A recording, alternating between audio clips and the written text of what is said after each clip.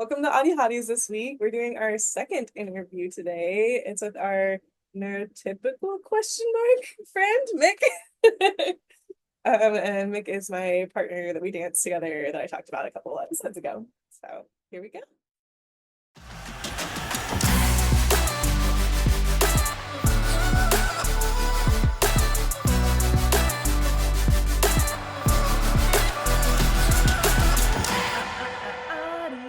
Hotties. Yeah, welcome to the AuddyHottie podcast. Here we are. All right, welcome back to another episode. I'm Bree. I'm McKenna. And we have I'm Mick. I'm Nick here. Love it. Nick, do you want to tell us a little bit about yourself? Sure. Mick, he, him, cisgendered, not diagnosed with anything as far as ADHD or autism.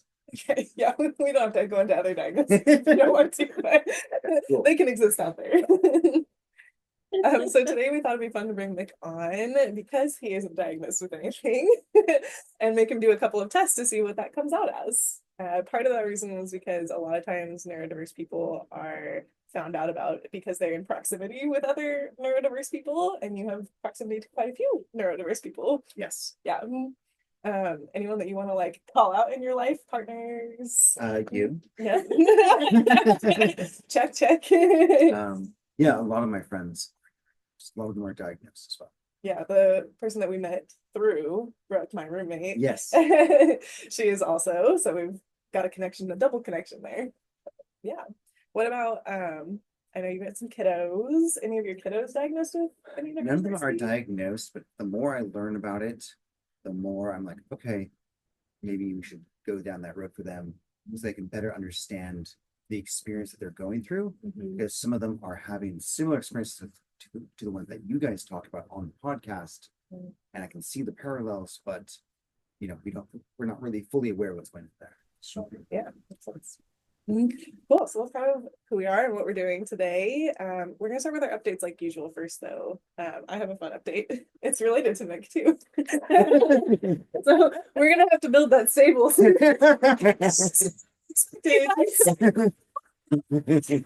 Actually, a second and a third one. That's so funny. Okay, well, I'll just give you your 30th horse. Yeah, just don't go for the Frisian because now I have two Frisians. So funny. And I have this lovely one. Oh His name is Catch Me. He's a Holsteiner. So we're gonna be building a stable soon. And putting all the horses in it. Oh, so thoughtful. So sweet. Did you also get it when you were listening to this? Yes, I did. Yeah, I listened to that episode and I immediately ordered it. Yeah. Which I was immediately like, I love that all my people in my life have the same brain. Everyone was just like, yes, this is what we're doing. Great minds think so much alike. That's awesome. No, so I appreciate it so much. It's so fun. My inner child is like, oh my gosh, what's happening? Blushes. Well, it's still my mission to find you a baby Frisian. So we'll see if the mission happens. If it's just a black horse baby, that's fine too, because they're all black. So great. We'll pretend if you can't. Sounds good. Yeah, love it. Love it. Because your birthday's coming up. Yeah. My birthday's next month. Actually the same month this is coming out. It's in April. So sweet. Yeah, being so old. I'm joining Lauren in being 33. So the upper 30s club. What did we talk about? Lauren was trying to say that she's old because she's 33. And so we were telling her that she was trying to say that that's like late 30s. And I was like, that doesn't, or mid 30s. And I was like, that doesn't count as either of those because it's like, I don't think that's how that math works. No, it's not. But she also says all the time that she's just gonna like disappear at 40. Like that's just the end of her life. It's just gone. Like she's gonna poof into space. And I was like, you can't do that. Bye. You have to stick around even if you have to age. Sorry. Yeah, I actually made that announcement in class the other day, and I did not mean to my staff. Like I came in after all the students had gone, and I was like, oh, I'm just feeling so old, you guys. Like I'm in my midlife right now. I'm in my midlife crisis, and I'm like one of the younger people. Well, the new midlife is like at 35. Didn't y'all know that because of like age expectancy? And then as I was talking, I was like, what am I saying? This is like awful. And of course the mood like completely fell. My friends was like, thanks, McKenna. No problem. I'm gonna shut up now. Oh, sorry, Mick. Did you know you're geriatric already? Apparently. Apparently. It's one of those moments you just can't shut yourself up. And you're like, oh, I'm just gonna keep talking. It is. Word Language is a vomit. whole thing, yeah. Definitely. That's funny though. Yeah. I think my only other update from the week is I had a bad ADHD moment. I got here to my house since I live with Lauren now. I come in over to my house to check on it frequently, and I came today and checked the mail, and there was a piece of mail in there from the police department. Oh no. Saying like it wasn't like cease and desist, but it was like this needs to be cleaned up before then, because I renovated my bathroom and I put the toilet and a couple other things that were still good out on the curb to get picked up, and I did post them online and somebody said they were gonna pick it up, so then it like completely skipped my head, but now they've been out there for like 2 weeks. Oh, it's not your toilet. Yeah. So it's been like over 2 weeks and I just like kind of forgot about it because it wasn't in my mind. Right. And by then I thought, oh, somebody will pick it up and I won't even have to worry about it. No, had to worry about it. Shoot. So because it was out on the street for a certain amount of time? Yeah, either somebody like said something about it or the cop like drove past enough time that they were like, okay, this needs to be cleaned up. And I was like, whoops, that would have taken me like 4 seconds to do, but I put it on the back burner because I forgot about it. You put like a decorative gnome on it, can it stay? I like that. I watched The Amazing Race a lot, and like the Travelocity roving gnome is like on their show all the time. Just put it out there. This is the roving gnome on street corners. Or like put a giant skeleton on it or something. Like, have you seen the giant skeletons around Portland? Total thing. That'd be so funny. Yeah. Oh my gosh. I love it. Anything else update wise from either of your weeks that you want to talk about? I've been like super depressed. Oh yeah. It is just hitting me like no other, and I think it's like the change of seasons and like there's some personal stuff going on this time of year, and so I'm trying to keep my head above water and just like knowing that I'm heading towards like autistic burnout and really minimizing all of my like socializing things and trying to do bare minimum in a lot of, parts of my life, and know that I will be back and will enter again, but that this is like the way to show up for myself right now. So yeah, that's kind of my big update. For the hard week. Yeah. I have one thing that may be on topic. Today I was having brunch and it was out on the person's house, and I was bringing all my stuff, had my musical instruments, so it's a brunch musical jam thing. And I brought my waffle mix all made up, my strawberries all ready. I didn't bring my waffle iron. Oh no. And I felt so disappointed that I had forgotten the waffle iron. All the stuff for it. Yes. And so I made pancakes instead. But as I did so, in my brain I'm going, you should have been a waffle. You should have been a waffle. This is wrong. It's just yes. It's just one of those walked out the door without it. Oh, man.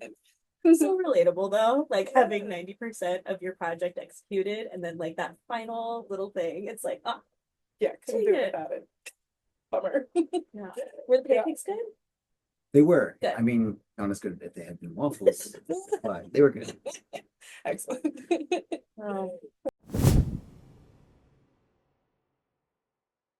Okay, so the main part of what we wanted to do today was take Mick through some testing just to see what that comes out like. So I had him do the RADS in advance for autism screening because it's like 60 or 80 questions or something like that. So it takes kind of a long time. So we're like, that is not going to happen on podcast. But we'll reveal those scores later after the ADHD testing. And I want a disclaimer before we get going that we're not actually diagnosing anything. These are free online tests. Most of us did them before we went for our actual diagnosis, just to have like a portfolio to bring with, or like information for our own knowledge. So this is just screening for funsies. It does not diagnose you with anything. Okay. But if you get a high score, you might consider further tests. They're a good jumping off point. Yeah, so the ADHD test, I was going to have you go through question by question. So I'm going to ask some of you, we're doing it on the online one. We get to answer two. Sure, we can answer two. That'd be great info for the people. Okay, we'll have you answer first, and then you answer, and then I'll answer. Okay. So the options, I think for all the questions, but we'll see if it stays. I think they're all never rarely, sometimes, often, or very often. I think those are the options always. Okay. So our first question is, how often do you have difficulty concentrating on what people say to you, even when they are speaking directly to you? I would say sometimes. Very often. I'd say sometimes too. So I usually can if they're focusing on me, but if it's not focused on me, it's just like a group setting, then I can't focus on what's happening. How often do you leave your seat during meetings or other situations in which you are expected to remain seated? I have the benefit of working from home. I work standing up. Mhm. So I would say often. Often, if you were in a like work. Because, if I was in an office, I would stay in my seat. Mhm. But being at home, I have the freedom to move around. Okay. So I might dance during meetings. I might lay on my bed. Definitely. So I would say often. Do you say you dance during your meetings?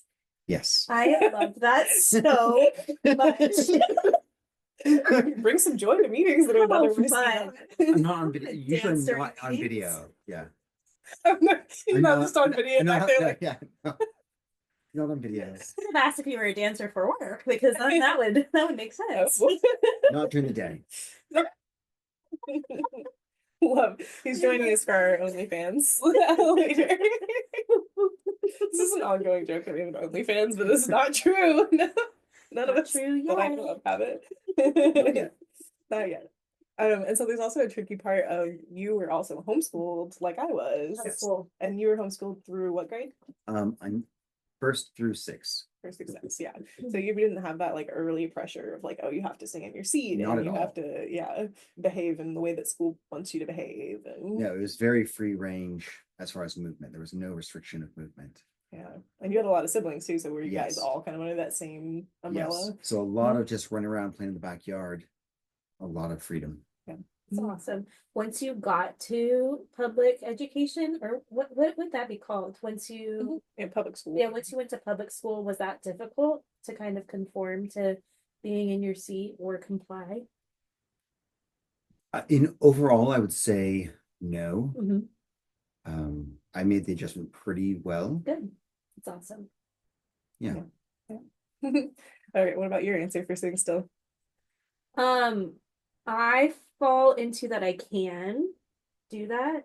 Yeah, I would say Sit I do still. too. Yeah. It's like the societal pressures. I think that's part of the ADHD for me. I think if it was just ADHD, I could see myself doing that more, but I feel like the social pressures of like, I don't want to be seen when I stand up in front of people or being wiggly or whatever. So I default the opposite way. Like I am Yes. almost too still. Like I won't even let myself stim sometimes. I have to remind myself like it's okay to do like something with your hands where they aren't seeing it. Yeah, I was just thinking the other day that I don't have any fidgets at work. And I was like, Mm. I should probably have that for myself, considering you're like fidget here the whole time. Yeah. But yeah, Mhm. no, sitting still has never been difficult for me. But I do agree that it has to do with like that societal pressure of like sitting still, looking the part. Yeah. So Makes sense. Mhm. I did see randomly in the news, deviation from the topic,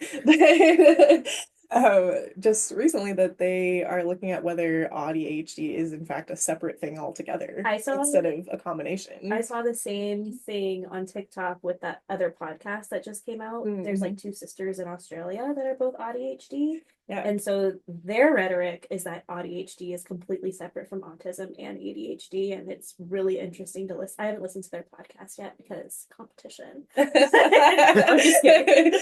I know we found them and we were like, oh, they came out at the same time as us. And we were like, oh my God, they have fucking accents. How are we supposed to compete an Australian accent? I That's too don't cool. know. I don't know. I mean, I'm just a boring American. for a while I changed my phone to be Australian accent. So I have to say one of my echolalia things in college was speaking in an English accent. Like I just could not break it. It was really weird. Only around my friends, not like in class or anything. Anyway. Since we're talking about not moving, Yeah. one thing that's changed for me in recent years is I started on Lexapro, an antidepressant, and there was a big change in my ability to hold still as part of that. And it was Interesting. really, really strange at first because I used to just where I was sitting, like I had like a knee bouncing or some kind of movement going on constantly. Mhm. And then after starting this medication, I can hold still. I'm used to it now, but it was a really strange transition. I bet. Yeah, I wonder if that has some, because I know that some antidepressants and stuff can have effects on neurodiversities and like how they show up too.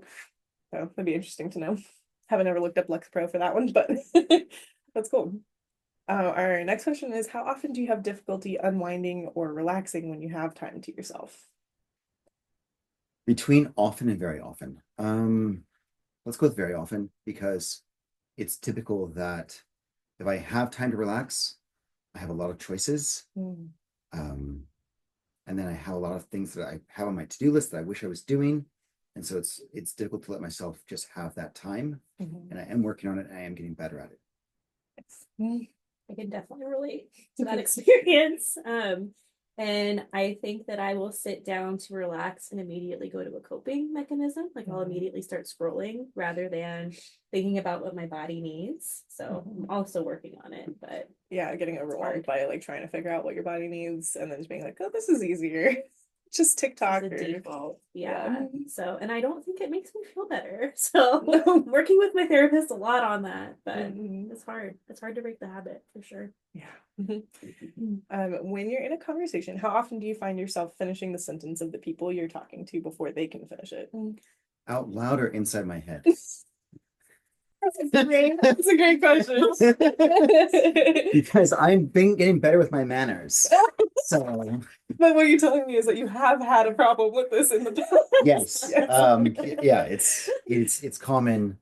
So I would say, well, okay, so what was the question again? It was, do I do it or do I want to do it? How often do you find yourself finishing the sentence of the people before they can finish it themselves? But this is where things get tricky with neurodiversity because we overthink questions. Okay. So if you have the impulse to do it and I have to control it yourself, I'd say that that's a yes, you do it.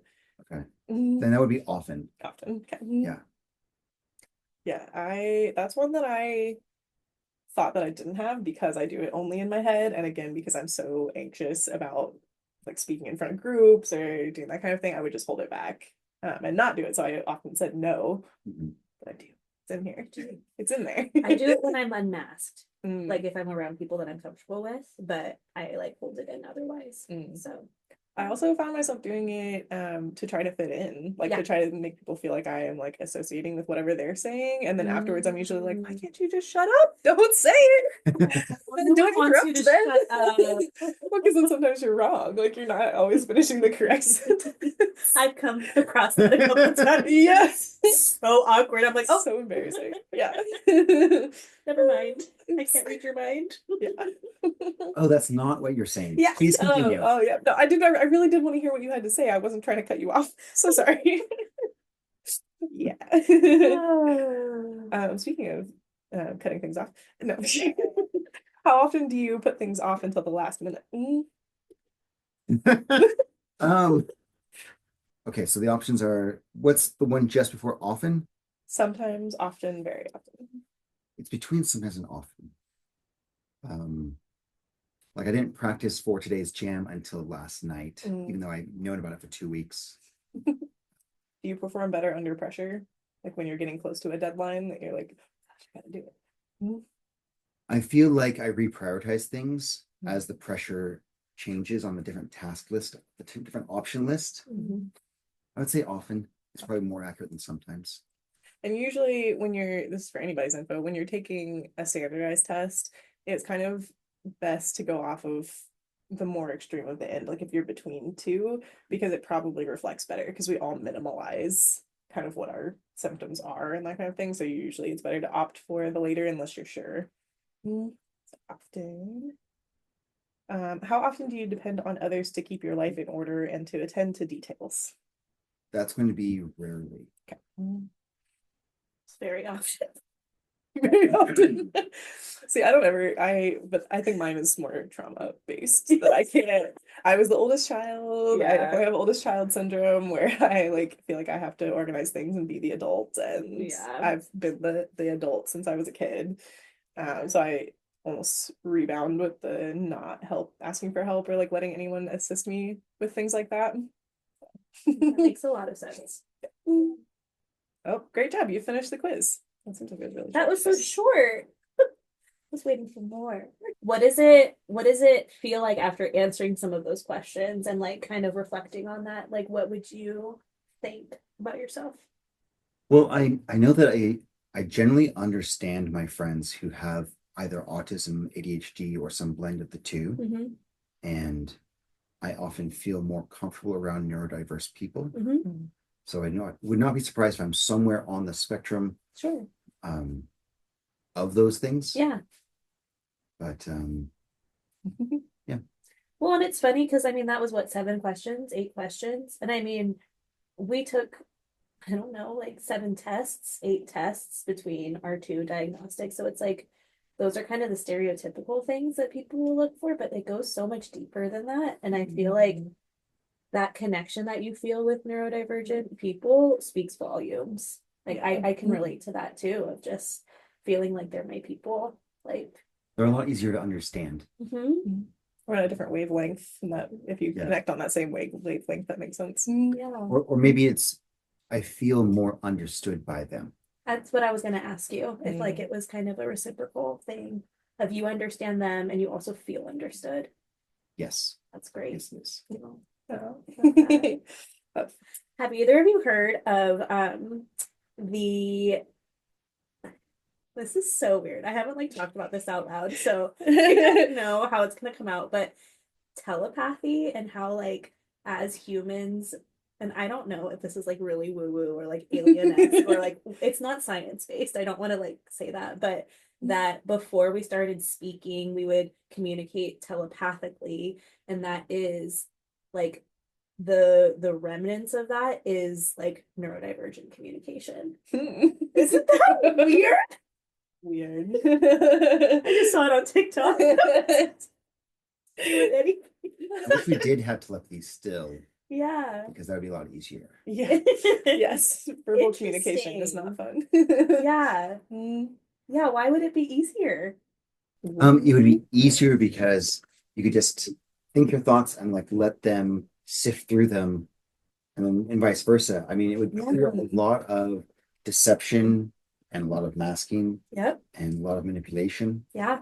And to what you're saying about that telepathic connection, there's definitely, I don't have the right words, but there's definitely an energetic connection between neurodiverse people. And I think it's a blend of both the literal scientific energy coming off bodies, as well as the non-verbal cues that we pass back and forth. Yeah.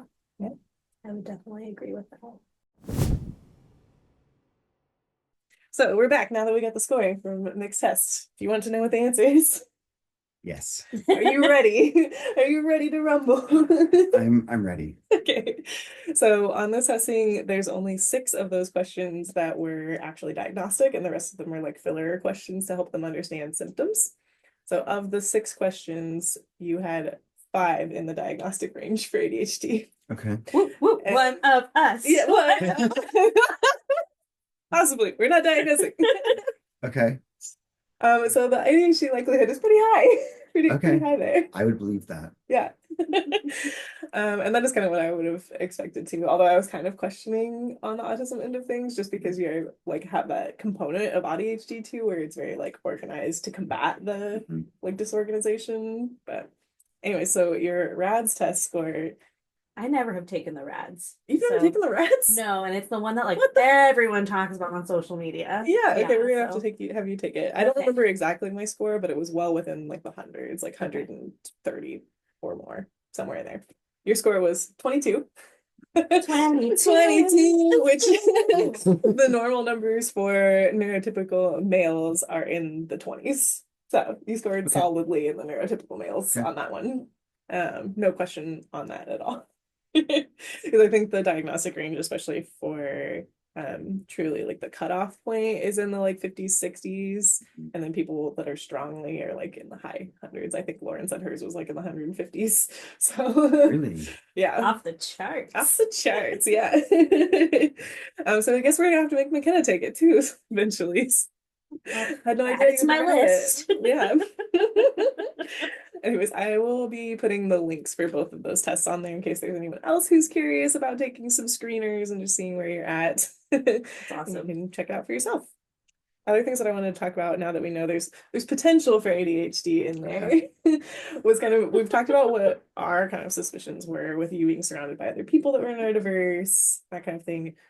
When did you ever question, and what makes you question, like if you could or not? I'm trying to remember when I first learned about neurodiversity Mm, because it's not something that I was familiar with growing up at all. right. Yeah. It might have been the last 10 years. Okay. But prior to, like, do you think it was friends that brought it up, or was it something that you kind of self came up with, or It definitely would have been friends, I think. friends? Yeah. Yeah, started seeing it more with friends, started having friends who had diagnoses, who were on medication, who were, getting support, and just noticing that I related to them. Yeah, that's how we've talked about before. That's how a lot of people kind of initially get that like bug of like, what? Maybe something going on. Yeah. And then like, do you feel like it affected your school age at all? Like younger, now looking back on that? I think so. For most of my schoolwork, I was able to complete it at school. And I think that helped a lot. When I was in AP English, that's when I really struggled to get work done because I really didn't want to do it. Yeah, initiation. Yeah. And in that case, I ended up technically graduating a little bit early. So I dropped out like the last semester, last quarter, because of AP English. And just like I had enough credits to graduate, and I took like one correspondence class for like English. Yeah, just knock it off the list. Yeah. Nice. Yeah. Yeah. And what were you questioning before? Were you mostly like feeling like you aligned with ADHD or autism, or did you have any idea, or just broadly? I was curious about both. I feel like I've always felt very weird. Really, yeah, relatable. Like one of my core fears is like, oh, I'm too weird for people. And I probably married my wife because she was the only neurodivergent person in the friend group that I was associated with. Where it's like, oh, this feels very different. This feels so much more comfortable than these interactions with these other people. I'm a little bit surprised by the low autism score, but all the questions there were about how well do you understand the nuance of people's language. And while imprecise language bothers me, I completely understand it. Okay. So it's sorry. So don't be rusty. So Keep going. So you gonna be okay? Yeah, I was just gonna interrupt you and I needed to stop. Okay. After we talked about interrupting? I know, because you were on a good. I was, and it's gone now. But that's okay. It's okay. We're all okay. We're all okay. We survived. We survived. Well, the shitty thing is I forget what I was gonna say. Nobody knows anymore. I do that sometimes in conversation where I describe it as multiple thought trains. And so you have multiple thoughts, multiple thoughts going at once, different trains going. But if you get too far from the station, it's like diverge everywhere. Yeah. Yes. Makes total sense. I did remember what I was gonna say. So when taking these tests, I wonder too if it's like how you have learned to take in the language and analyze it from everyone else, and like if you are doing it from a masked point. Does that make sense? It does. And like how you have learned to work your way through the world as if you are a neurodivergent person, but having like the lack of like experience of thinking of that in a different way, of how you have like taken in the world and digested it in a different way. Does that make sense? Yeah, and I mean it goes back to the questions that we were just asking on the like, do you have trouble sitting still in these situations? Same kind of thing of like, are you answering it from a this is what I would actually do and like what my body wants to do standpoint, or are you answering it from a this is what society wants me to do and what I should be doing, and so therefore I'm doing it because I should be, and being hyper aware of that. That's a great question, because I did stop stimming because of work. Okay. because like someone saw me, like I, did this thing with like my hands up like this. Yeah. Thing. And in my family, that was like normal. Yeah. We called it spazzing. Spazzing, love it. So did more than just you do it? Yes. So my dad did, like two of my siblings did, and I did, and it's just, something you do when you're really excited. It's really fine. Yeah, stimulating. Yeah, love it. And then someone mentioned to me at work one day, "What are you doing?" And I was like, "Oh," and I just like kind of like shut that down and masked that ever since. Yeah. So now I do it very rarely and usually only when I'm alone. Yeah. And I mean, it's not just autistic people that mask, but it does sound like you have a lot of masking characteristics of like having to think about what I'm working on for like not doing certain things, or trying to suppress urges. And like, what a shame to like not feel comfortable being in your body and being able to express like what you want to and letting that energy out somehow. Yeah, especially excited energy, because it's such a sweet thing, like to have an outlet for it. And definitely. I was gonna ask about family for sure. Do you suspect anyone else in your family? I suspect my dad. I suspect, I'm not sure.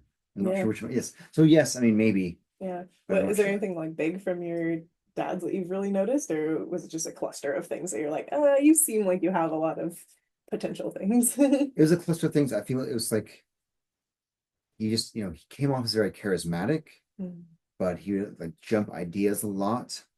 And Mick is nodding and smiling. Is this your dad too? Yeah. Yeah. Yeah. Oh. And like I don't know. It's hard for me because I don't want to like sit here and talk about his experience or my mom's experience because I really don't know how they take in the world. You know what I mean? Like, but I mean, we all know that neurodivergence is genetic. So yeah, I think my whole family is neurodivergent in a spectrum of ways. Yeah. So it's interesting because my dad went kind of the opposite. Like if he had anything, it's probably autism, because he did not go the charismatic way. He went the avoiding people. Everybody called him kind of a hermit. Like he would not go on trips because he was so anxious about leaving home.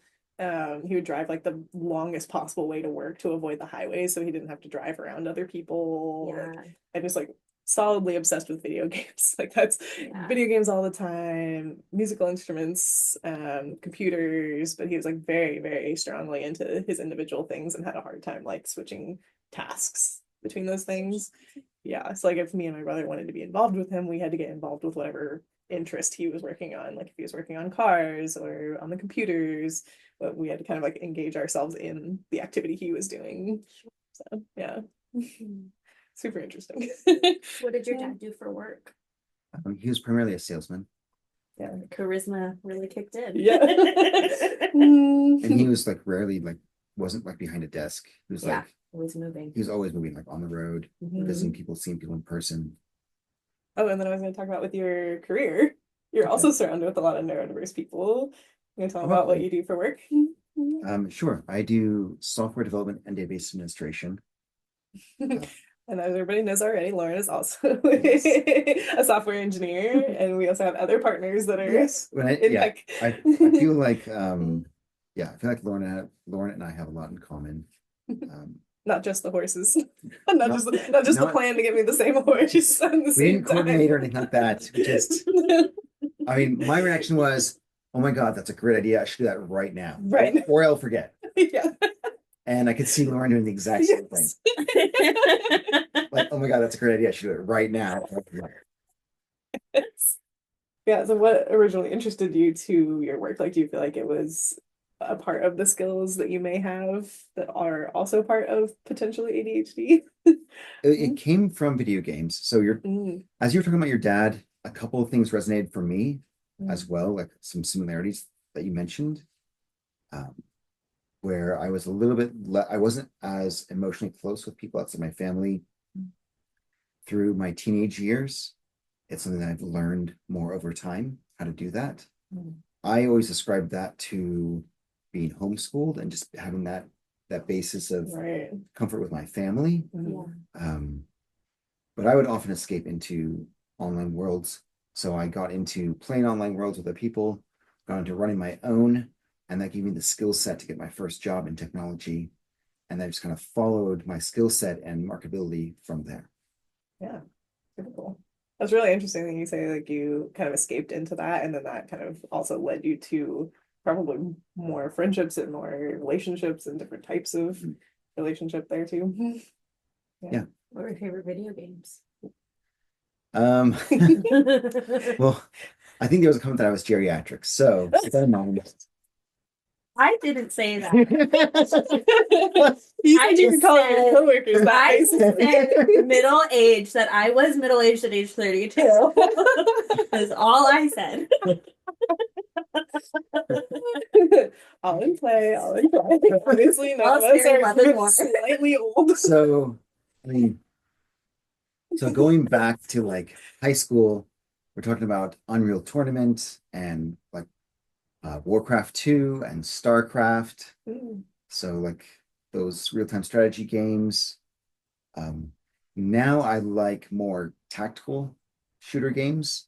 My favorite game right now is called World of Warships, where you play a ship like a battleship or a destroyer, and that's what everyone else is doing, and you have two teams and you like have a sea battle. That's cool. I like the not respawning. It kind of slows the whole thing down.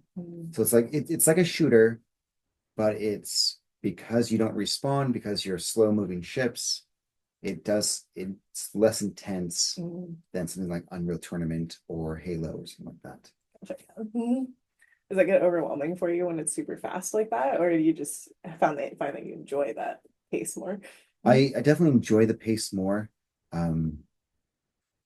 My reflexes might be slower than what they were,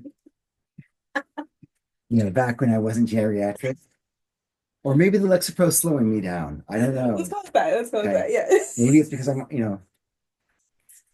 so I like my reflexes are still pretty fast. Like Yeah. if I drop something, I often catch things in the air.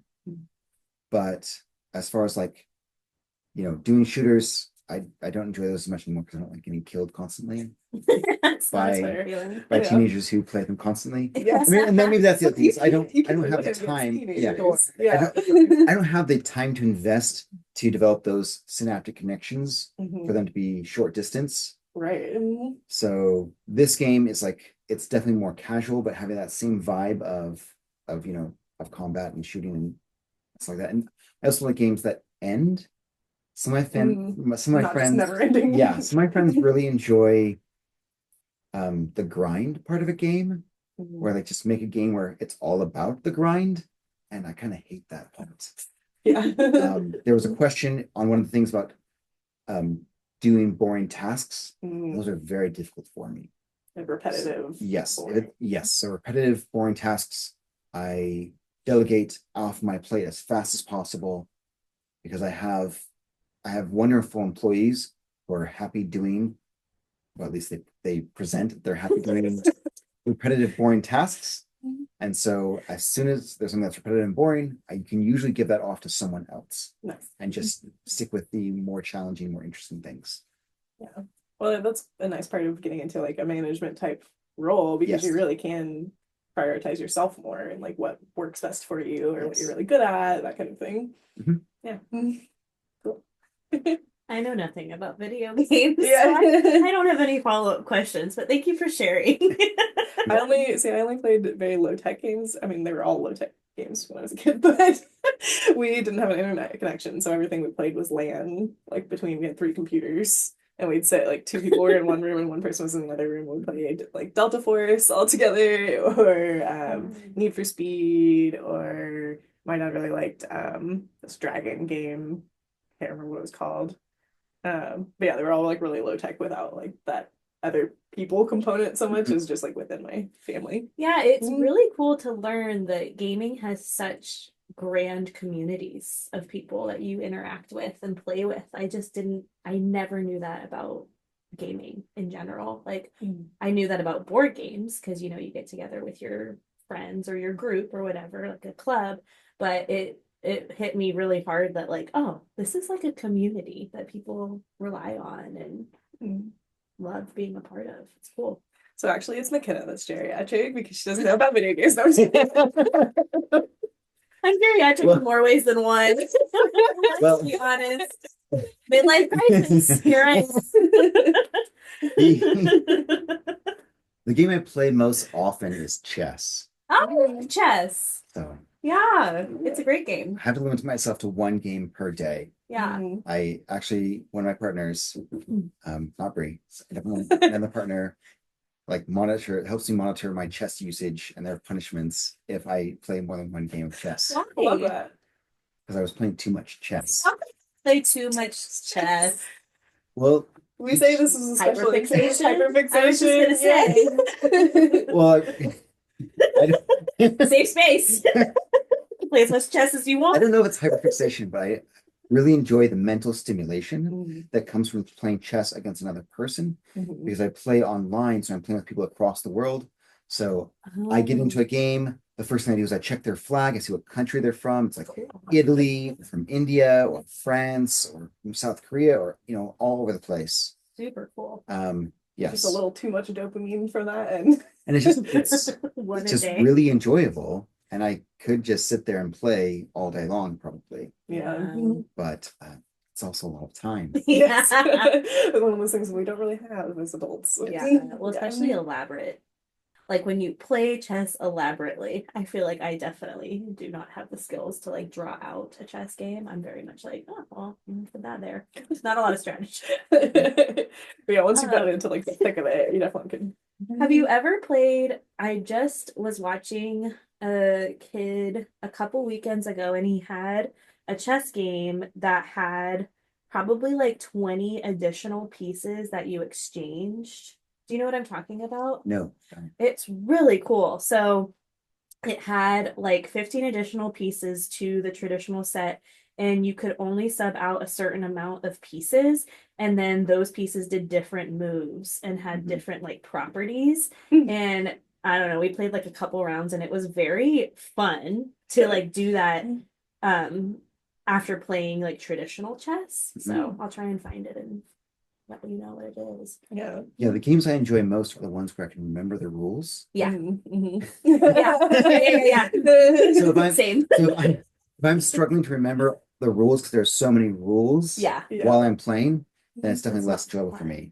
So yeah, you must like the comfortability of knowing what to expect with chess. That makes a lot of sense. Yeah, and so even in my board games and my role-playing games, I prefer less rules, fewer rules. So like my tabletop games, I steer away from things like Pathfinder and lean more into like Fate or Powered by the Apocalypse. And with board games, those things. Somebody will. Yes, with board games, I prefer the children's versions often. So like Ticket to Ride, I have Ticket to Ride Junior and I have Catan Junior. Okay. That's because awesome. I don't like the grown-up versions of those games. Yeah. I'm like, this is too long. Yeah. So sometimes it's not just too many rules, it's also like, why is this game 3 hours? Yeah. We could have enjoyed the same game in 30 minutes. I like that self-knowledge though, of you understanding that you like to play games but not have them be super long or super complicated, and like giving that to yourself. That's really cool. I never thought to play kids versions of things, but I'm sure I would enjoy them more. Yeah. Because I also struggle with directions, and I'm not really competitive either. So I don't know. Yeah, there was a game that Bree taught me, a card game that taught me in like 5 minutes. We played right away, and that was so much fun. Dutch Blitz. Yes. Yeah, it's super speedy. You throw things out as fast as you can, then it ends really abruptly. Yeah. It's super fun. I think the last thing that I wanted to ask you about before we wrap up was, obviously we've been talking about partners. So I don't know, do you consider yourself ethically non-monogamous, or do you do poly? What is your verbiage for it? I would say I am polyamorous. Because most people are a partner, or it's an ongoing relationship. Is what interests me the most. So yeah. So along that, what I was bringing that up for was because a lot of times for people with neurodivergence, relationships are almost easier to understand a lot of times than friendships are. So I don't know if you either of you relate to that because we haven't really talked about that either. But Yeah, my say whole that life, again. yeah, like my whole life, I felt it easier to have relationships, like intimate relationships, easier than friendships. Like I understand the rules and the expectations of a partnership better than I understand friendship. I am direct opposite. Oh, okay. Like I was actually thinking about this weekend. That's so funny. I am way more comfortable with my friends than dating. Mm. And I do not understand the rules of dating. And I've had like one serious relationship, and I don't know if I ever want another serious relationship. And like I feel very comfortable in my friendships. Hmm. That's so interesting. Yeah. Then in romantic relationships, do you find it difficult to like know what to do or expect or how to communicate? Yeah. Yeah, okay. That's the opposite for me. Yeah, with friends. I've always Yeah. felt like I didn't know how to get from like acquaintances to being like friends. I was like, how like do you go to each other's house just out of the blue? Like who brings that up? What do you talk about if you're like going from just talking about, surface level unimportant topics to like talking deeply?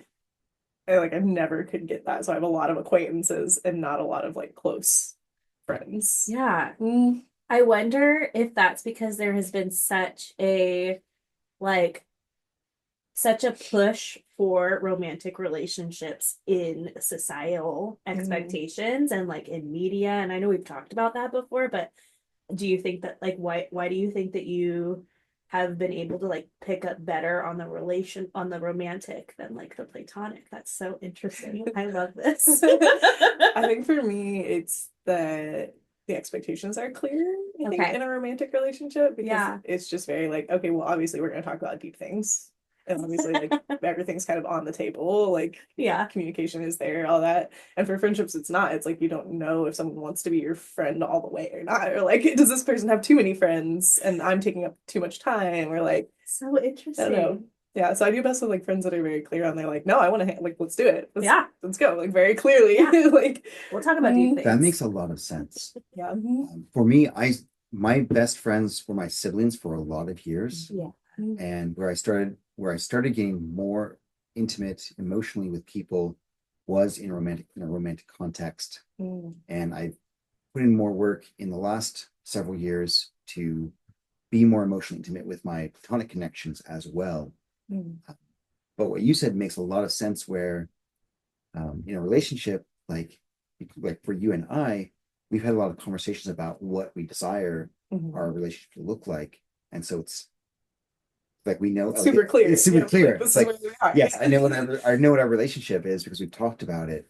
Mhm. And that conversation doesn't seem typical in a friendship context. Yeah.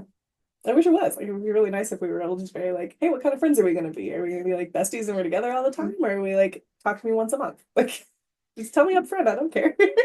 I've kind of changed that in the last year of Mm. being very vocal with my friends and what I need and like needing to go over expectations because it's been a really hard year and I've needed a lot of support and like I have one friend that I've reached out to and I'm like I need to see you once a week. Like is that okay that we do Mhm. that? And she's like, "Oh my gosh, of course." And like other friends we have this ongoing thing where she's a PA and works nights and is a new mom and we have this expectation of like any communication is fine and like we don't expect a lot from each other right now in this phase of life but we still like hold each other very dear and I Mm. think that I've like understood that I need more of that I have asked for it more but Nice. I don't I think know I think I might include this as a poll on this one to see yeah if people vary one way or the other more, because I'm wondering now if this is a in our little like R of three for our study here. Oh, N of three. That's an N of three. We only have three people in our study here. But I'm wondering if that's a neurodiversity thing or if it's a homeschooling thing or some oh combination interesting of both. Because Right, because we I don't both know. homeschooled. Yeah, because I don't yeah know if when I was young, I had some relationships from ice skating, but I wasn't exposed to the amount of people and friendships and social structures and all of that in those formative years yeah in the same way. So, yeah.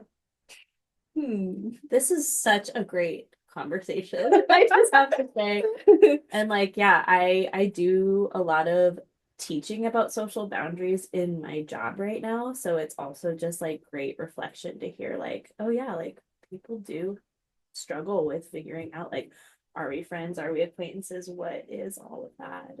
And it's awkward to navigate. I definitely feel that. Yeah. But I feel way more, I don't know. I'm done. We're done. Anyways, thanks, Mick, for coming on this week. Thank you very much for having me. Yeah, we really appreciate you doing these tests. I'm waiting for us to do the tests too, because I was like, you're not allowed to take any of these Yes. screeners Oh, or anything. funny. You can't know anything Can't until look. you come on. So it's super fun to get to do those kind of along with you. Let us know if you do follow up on anything or take any other screeners and you're like, you know what, I came along this thing. Maybe eventually we'll have you back on. Well, thank you for sharing and all of your vulnerability. It was super sweet. So just hear about your experience and yeah, love getting to meet new people. It's nice getting to know you. Yeah. And not just listening to you all the time. Yeah. Mick's been a long time listener. It's one of our loyal hotties, but has never actually met McKenna in person. So this was really fun. It's a social experiment. Yeah. All right, guys, be unapologetically you this week. Be kind. And find your joy.